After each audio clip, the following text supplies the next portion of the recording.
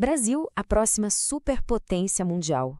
Olha, essa é uma afirmação daquelas, hein? E é exatamente isso que a gente vai destrinchar aqui. O que é fato e o que é talvez um pouco de ficção nessa história toda.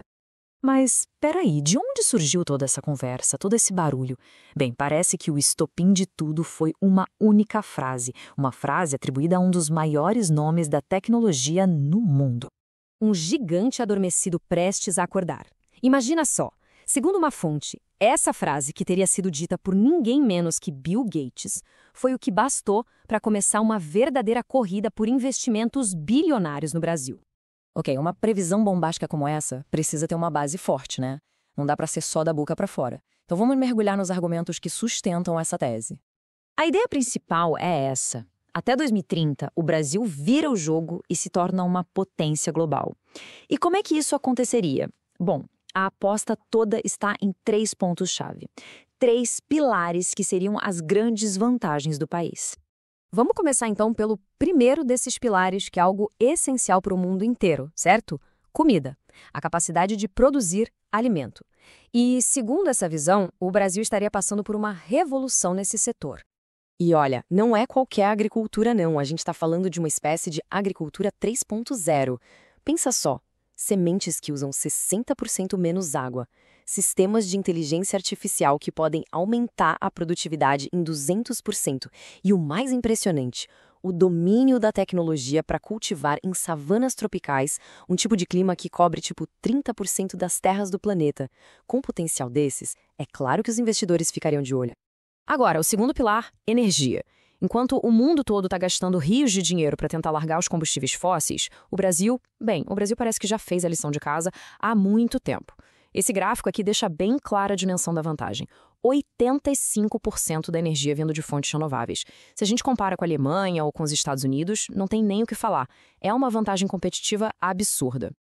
E essa liderança toda em energia limpa nos leva direto para o terceiro pilar, que é talvez a grande virada de chave, o hidrogênio verde. É o que todo mundo está chamando de combustível do futuro.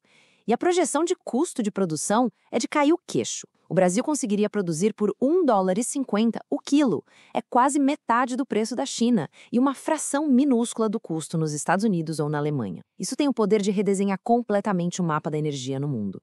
Bom, com esses 3 pilares, parece que o caso está encerrado, né? Brasil, futura superpotência. Ponto final. Só que não é bem assim. Se a gente cavar um pouco mais e olhar outras fontes, a história sobre o interesse de gente como Bill Gates no Brasil começa a ficar um pouco diferente.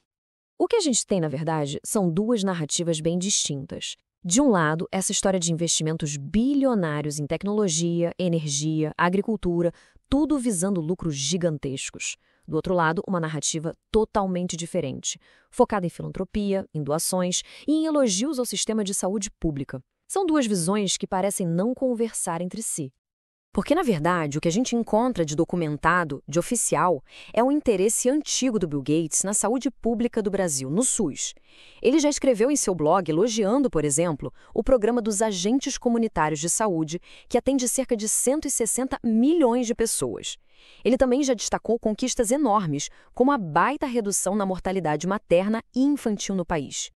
E aí, quando a gente vai olhar os números dos investimentos que realmente aconteceram e foram registrados, a história muda de figura. Em 2018, por exemplo, a fundação dele investiu $100 mil num concurso de pesquisa em saúde materno-infantil. É um dinheiro importante? Com certeza.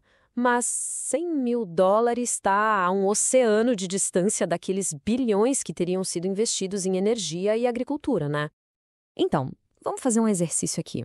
Mesmo que a gente considere essa visão super otimista, a do gigante acordando, ainda existe um mais enorme no meio do caminho. Porque a estrada para se tornar uma superpotência, ela não é um tapete vermelho. E no caso do Brasil, os obstáculos são gigantes também. São basicamente 3 grandes pedras no sapato. Primeiro, a instabilidade política. É um entra e sai de governo que simplesmente impede qualquer plano de longo prazo. Aqueles planos de 30 anos que um país precisa para crescer de verdade. Isso acaba gerando o segundo problema, um buraco na infraestrutura. Estradas ruins, pouca ferrovia, isso custa para o país uns $50 bilhões por ano. E o resultado disso tudo é o terceiro ponto, a fuga de cérebros. Nos últimos 10 anos, 400 mil brasileiros com diploma foram embora. É um talento imenso indo embora. É um ciclo vicioso que pode minar todo esse potencial que a gente falou. E é isso que nos traz a pergunta de $1 trilhão, literalmente. Para que lado essa balança vai pesar no final? Para o lado do potencial absurdo ou para o lado dos obstáculos gigantescos?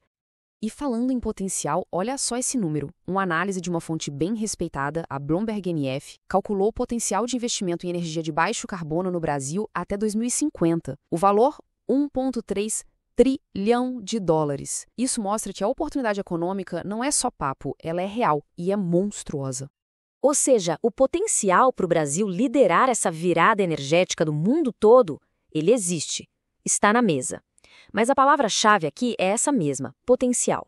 Porque para transformar isso em realidade, é preciso passar por cima daqueles desafios enormes que a gente acabou de ver. Política, infraestrutura.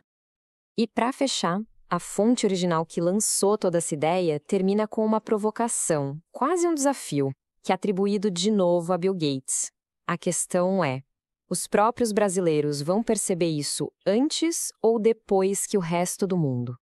No final das contas, o que fica claro é que essa não é uma história com final já escrito, não é um destino garantido. É a história de um país numa encruzilhada.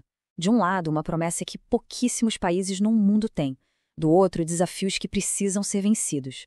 O que vai definir o futuro? Essa é a grande questão.